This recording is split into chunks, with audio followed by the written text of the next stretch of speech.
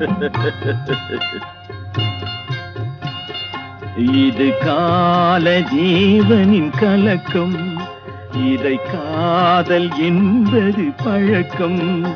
ஒரு ஆணும் ஒரு பெண்ணும் பெறப்போகும் துன்பத்தின் துவக்கம்.